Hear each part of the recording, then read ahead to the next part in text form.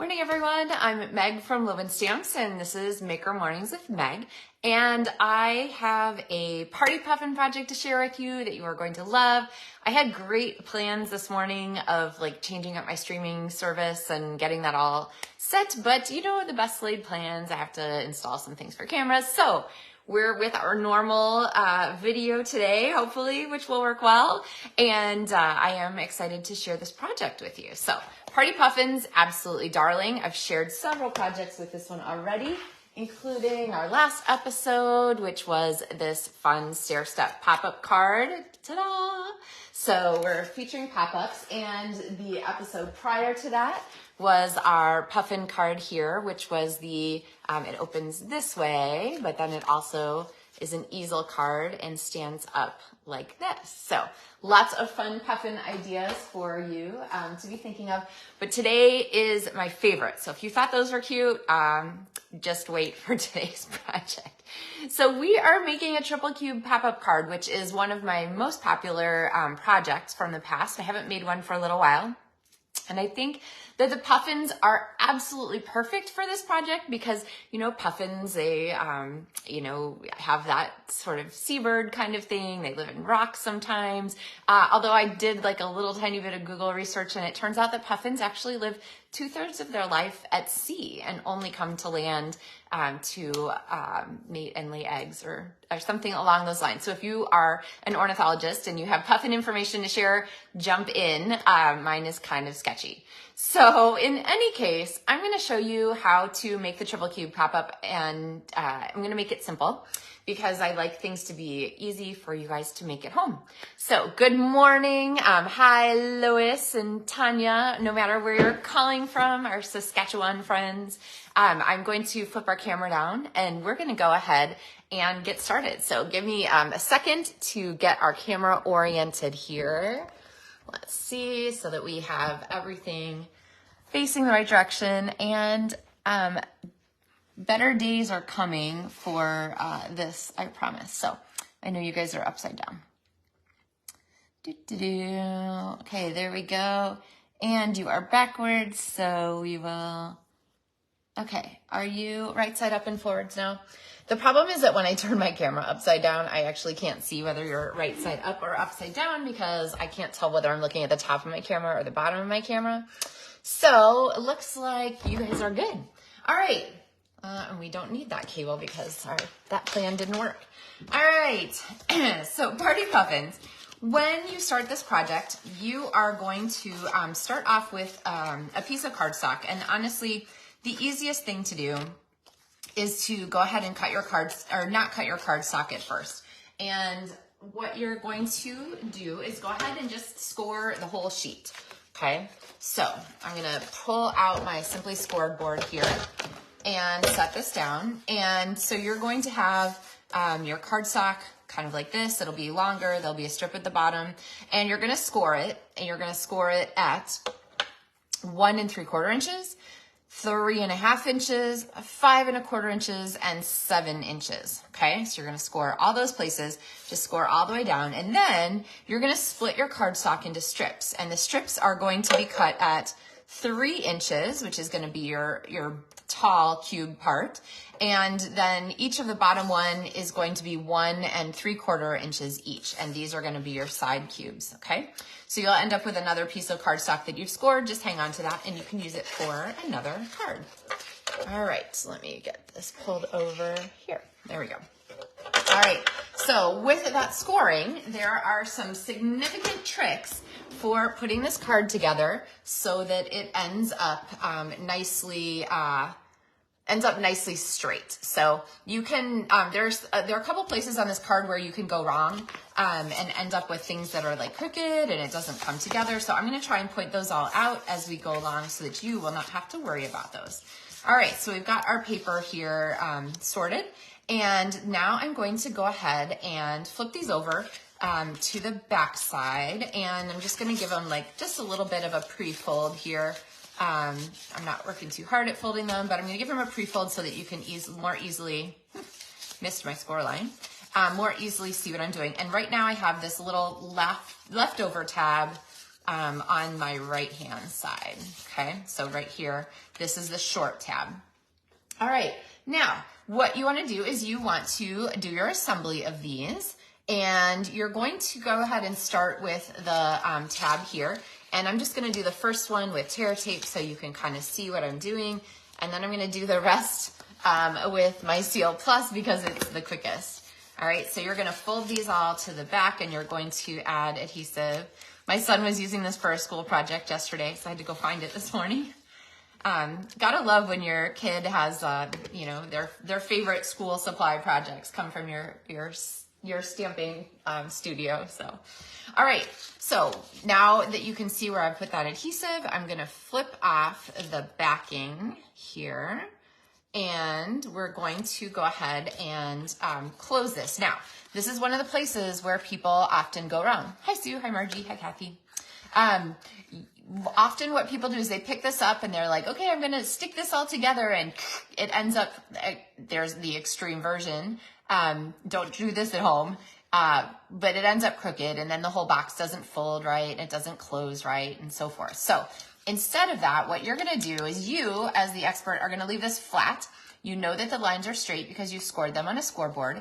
So you're going to just leave this flat and close it down just like that. So do you see how I never picked it up? I kept it flat the whole time and just closed that there. So now I know that I have a perfectly square cube. Okay, all right, I'm gonna try and do this, the version that you can see. So if you were flat on my table looking at this, you'd be going here and you would see that all I'm doing is closing this like so. So there I have my cube, okay? One more time, leave it flat, just press it down, okay? And then you have your cube. Now, when you get to this point, I like to look at where my seams are because I don't really want my seams to be, sorry, it's bugging me a little there. I don't really want my seams to be showing on the front. So if this is the front of my card, I don't really want this to show. So I'm gonna flip that to the back corner. And same for our cubes here. There's the seam, it's gonna end up down on the table. There's the seam, it's gonna end up down on the table. So we're gonna go together like this. And the way this card works is it's gonna fold flat to go in the envelope and then open up like this so that it is three-dimensional. That's gonna be how our cubes come together, which I think is just, you know, icy, puffins, all the things. Seems like it flows. We're gonna decorate this quite a bit, but let me give you oh, I just realized I totally don't have the right size cardstock here. Well, that's weird. Oh, you know what happened? This is actually not the right size cardstock because it is the piece that is the scrap. So I took the scrap instead of the actual piece, but okay, well I'm gonna show you this version because there's no such thing as a mistake in stamping. It's just an opportunity, but I'll also show you the full size version. So this piece here should be a little bit taller than 3 inches. The finished one is actually 3.5 inches. So you'll get that direction in the PDF. It'll be written correctly. So this one is just a bonus idea for you. Okay, all right, so let's go ahead and put these together. I'm going to go ahead and flatten these to add the adhesive. So again, go with strong adhesive for this because you don't want it to pop apart. And I find it easiest to get things straight and square if I go ahead and lay them flat how they're gonna be setting. So this is going just like so, and then this one's gonna be just like so, but I'm gonna lay it flat on the table so that I can just bring the edge up and go ahead and adhere it like that. And then the whole thing folds flat like this, okay? So that's gonna be sort of the shelf for our puffin cube card. And this short size is gonna work out fine, and I'll show you why. All right, so the next thing we're gonna do, we're gonna need our trimmer, and we're gonna need this piece of cardstock. So this is just a 1/4 sheet of Bermuda Bay cardstock, and we're gonna use our Bermuda Bay ink pad, and we're going to bring in our Rays of Light stamp. So this is the other feature that I'm using during the month of December for LovenStamps card kits to go. So for that sort of curated set of supplies that you can get as part of a PDF. And I'm gonna go ahead and ink this whole thing up here in Bermuda Bay, and I'm gonna stamp this whole piece, and then we're going to cut it to make the backgrounds for our little puffins. So, all right, so I've got that pretty well set. I'm gonna move that aside. And now I have my quarter sheet of cardstock. I'm gonna lay it on here. And as you've seen with a stamp, my favorite thing to do is to grab a larger size block, and I never move my left hand. I'm always holding the cardstock down, and then I can use my right hand to sort of make sure that I'm getting good contact. And so there we have our element, and it looks like there was a piece of cardstock on there. That's fine. There's a teeny little fragments there, scrap. It'll be okay. Just remember to clean off your block then, so you don't inadvertently pick up ink in weird spots. And I'll show you why this isn't going to matter, because it is going to be an extra piece. So let's go ahead and cut this. So each of our cube blocks, so 1, 2, 3, 4, and it would have been 5 and 6 if this is the full 3.5 inch tower. These little cube blocks are 1.5 inches each. And so I'm gonna go ahead and cut this in a 1.5 inch strip. And remember to get your scoring blade out of the way. You wanna use your cutting blade. And I'm gonna cut another 1.5 inch strip because I'm gonna need 6 little squares. And then I'm going to hang on to this piece as our extra. So now I'm gonna go ahead and put these in. I'm gonna cut 1.5 inch pieces for each cube. So let's see, you can kind of, if it doesn't have to be exact, you can kind of cheat here and cut 2 at once. So there's the first 2. Here's my one with my little piece of cardstock blurb on it. You could look at that and think, oh, that was the one we made during our live. I'm gonna use this one, 1.5, and then hang on to this piece and this one here at 1, and actually I need to cut this one smaller. So this piece here looks like, because I made it 3, it's gonna be 1/2 inch smaller, so 3/4 of an inch. That seems small. We'll give it a shot. Is it 1 inch? No, it's 3/4 of an inch. All right, 3/4 is too small. So 1 inch, it was 1 inch. All right, so I'm gonna cut my 1 inch piece here, which is going to be adapted. So normally in the printed directions and stuff, you would use it at the other size. And this one, I'm going to trim here just that little bit. I love that this trimmer will trim just a tiny bit for you. And that will be our other piece. Okay, so we've got these, and these 2 extras. 1, 2, 3, 4, 5, 6. And now we're gonna go ahead and start decorating our card here. So I don't worry too much about which direction the ray of light is facing. Honestly, it's just really cool texture at this point. A lot of times when I'm doing a triple pop-up card, I will go ahead and do this portion with a designer series paper. So I'm gonna go ahead and put one on here. Remember that the multi-purpose liquid glue doesn't grab instantly, so you're gonna have to give it some time to snag on there. And let's see, so I'm gonna leave this, I'm kind of holding these as I go. I'll put this one here, and then it also will shift a little bit, so kind of hang on to it while you're working. So it's a blessing and a curse, right? I'm gonna put this one here. And the blessing and the curse, oh, I have an extra cube. Man, I'm just on a roll with counting this morning, aren't I? Blessing and a curse, because you can shift things to put them more exactly where you want them, but also things sometimes could shift when you're not interested in it, which is a little bit more annoying. So, okay. All right, so there is our base here for our puffins. And now we need some puffins to put on our set. And Deborah said she doesn't know why Facebook didn't notify. I don't know either, Deborah. It didn't send notifications the other day either, which is a little bit frustrating. So I'm not sure what is going on there, but I was hoping that I was going to change up my stream this morning so that it would maybe do a better job of notifying. Like maybe it thinks my speed is too low. I don't know. As long as you guys can hear me, we're at least ahead of the other day. So, gotta love technology, right?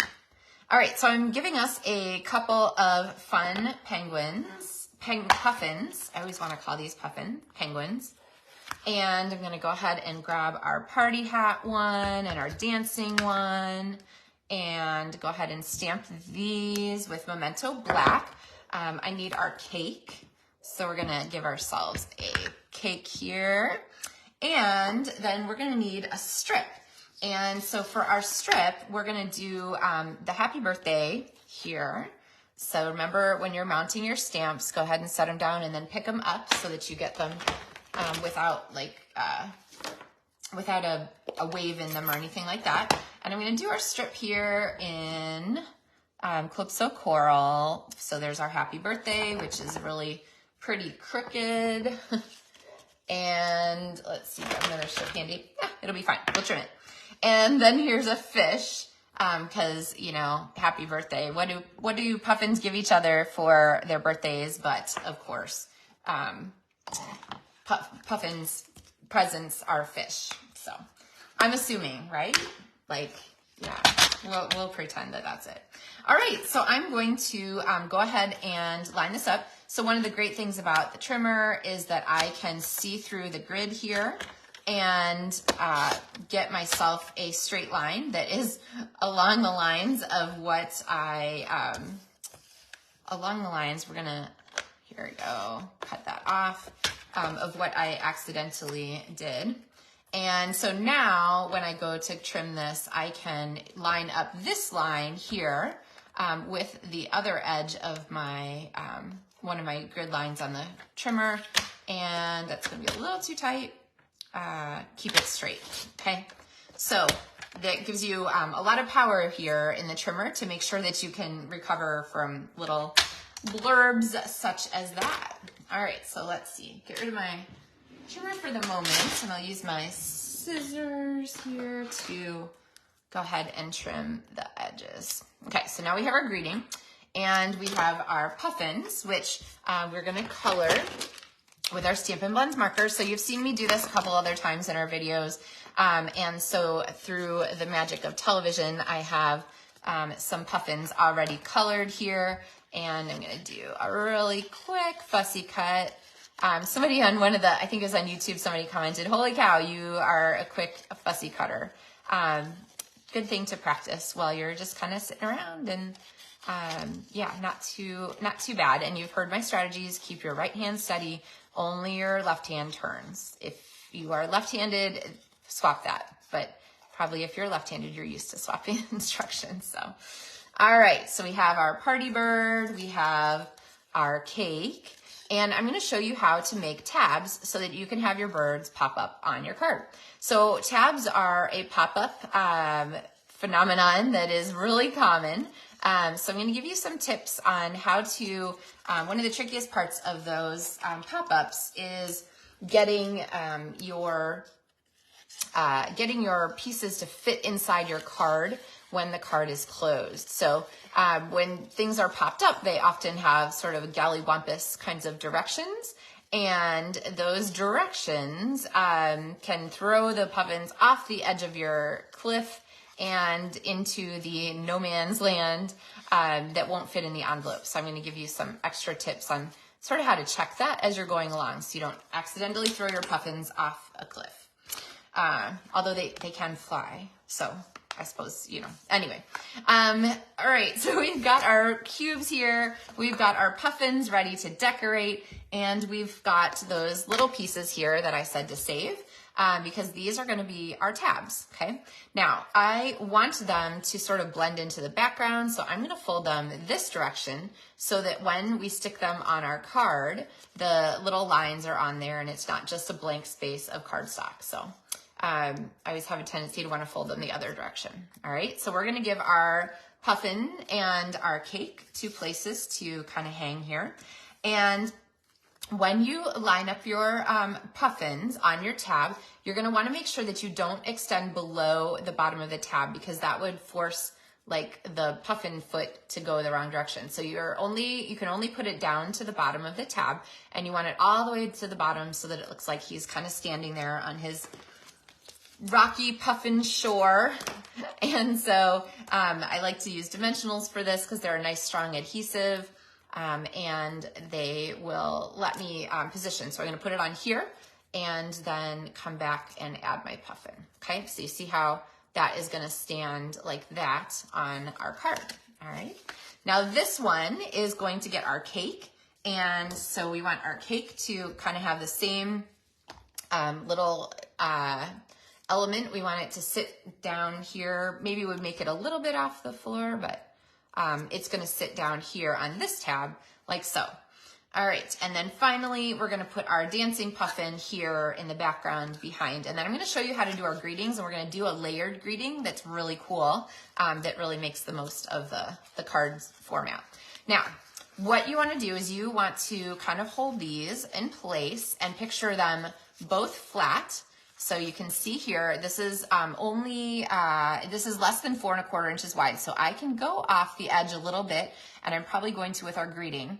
And it's also a little less tall, well, partially because I made it a shorter card. It's a little less tall, but you're just kind of folding it flat to make sure you're checking as you go. And then you want to kind of keep those in the same position and sort of look at them when they're open to make sure that that is kind of the spacing that you want. Now, as with other things that are super strong, you can use multi-purpose liquid glue, or you can use tear tape or the Seal Plus. So I'm going to go ahead and use Seal Plus. So there's one, and there is our second. There we go. I just love the quickness of Seal Plus. So instant grab and instant attachment. Now, I got this really far out, so hopefully I didn't push it down too far, which I didn't. And now I can sort of double check it. Remember, so we're double checking open and closed to make sure that our, so here's kind of how that's looking for us, okay? So there's gonna sit on our table. And then we're going to add our puffin in the background. And again, I'm going to pop the dimensional right here.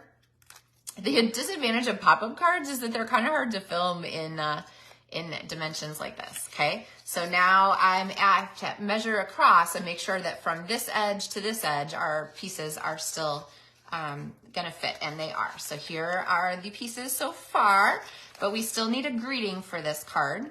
Okay, so we made our happy birthday earlier, and we're going to go ahead and add a piece of So Saffron for this card. Now, the greetings for this, you can take from the Party Puffins set, but I actually also really love the ones from Inspired Thought. And this would get us to say, oh, this would get us to pop on here and give us some more flexibility to go with our puffins. So I'm actually going to do this one, thinking of you on your special day. So just a little bit more wordy to go along with. And for the project that I'm going to show you, the next puffin project I'm going to show you, we're going to use some more Inspired Thoughts greetings, which will give you some more ideas too. Now for this, we're going to stamp here on our piece of So Saffron cardstock. And then I'm going to go ahead and put it kind of here towards the middle because I want to use my postage stamp punch to go ahead and punch this out. I want this to be towards the top, and that's going to matter when we do our attach our greeting, but I want it to fit on our postage stamp. Now, okay, Kelly, happy pre-Friday, Kelly. Kelly has a good comment. Probably some changes Facebook made that doesn't let us go into settings that would normally allow us to request to be notified. You have to keep going all the way in, all the way out till the live shows up in your page. Okay. So yeah, if anyone has any great insights as to why Facebook doesn't like to give us notifications at the moment, please do share. So I think probably what I'll try to do is schedule some lives, and that will help the system too. I think Facebook wants us to do it that way now. All right, so checking with my card closed, and then I'll check with my card open. I want these pieces to come across here like so. so that they overlap each other and give us the most fun placements, because when you take this card out of the envelope, you want it to look really cute, right? And then you want it to continue to be cute when it is opened up. So with that in mind, I'm gonna pop 2 dimensionals on here. And this is going to be our dimensionals to hold our greeting on, thinking of you on your special day. It is okay to overlap in some places when you make a card like this. You can overlap going up. You just can't overlap in the negative space. So like this puffin couldn't overlap here because it would get folded. So you don't have to worry too much about those things. Just check with your card closed, check with your card open, and if it works both ways, then you're like, oh, yep, this must be included in the overlap cases that Meg said were allowed. And then we're gonna put this here. So I'm gonna put 2 dimensionals on the side here. And then we're going to add our greeting, okay? Which is also going to overlap the right side because we are within our 4 1/4 inches left, right? So when this card goes in the envelope, you know what? I didn't check to make sure our puffin wasn't too tall, but hopefully, let us see. Ah, look at that. He fits just exactly, maybe barely. Okay, so here's a quick fix for you. When you are taking an element off, don't peel it back. Don't peel it like this, because what you do is you bend the cardstock fibers, okay? That's what not to do. Instead, especially on a dimensional, you want to twist. And what that's going to do, it's going to shear off the adhesive on the side that lets you then just sort of pull that element off, okay? So you can get it off without damaging it. Oops, there we go. Without damaging it and without causing a problem. So we're going to move our puffin down. Now that we have our envelope handy here, I'm going to move our card to the bottom and move our puffin there. So he's still cute, and now he fits in our envelope, and I haven't overlapped that edge there, okay? All right, so there, with all of its fun adventures, is our puffin, our short puffin card. So this one had a 3-inch tower. Would you like to see the version with the 3.5-inch tower? So this one also, here you go, fits in the envelope, okay? But it's a little bit taller, so when it sits on the table, you can kind of see here. I'm going to flip my camera back up. I think it'll be a little easier to see. You can still see how that card is a little bit taller, so a little bit more background there for our puffins. All right, let me flip you guys back up this way. Hello again. There we go. All right, we've got our things all running the correct direction. Oh man, is it Friday yet?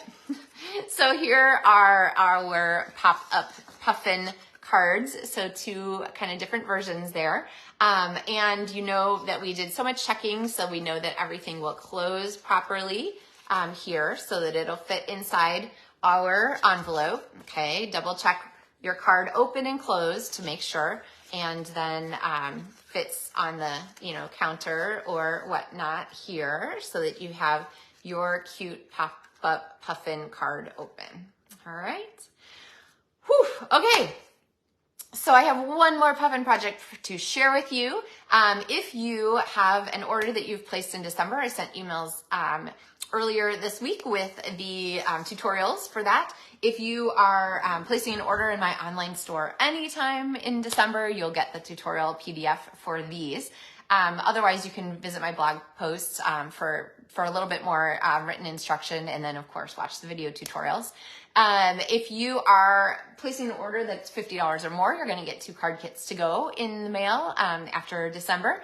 And I am also getting catalogs ready, so that has been a big excitement here, and calendars. So those are part of the treats that I send to my customers who've ordered with me within the last year. So I look forward to sharing those with you and team members, LovenStamps demonstrators. Let's see, other things that are notable. Stampin' Up! Announced today, December 8th, that today is the last day to order where they can have the best chance of delivery before Christmas. So don't wait if you have things you need for Christmas. Of course, once stuff leaves Stampin' Up!, like we're at the mercy of the shippers.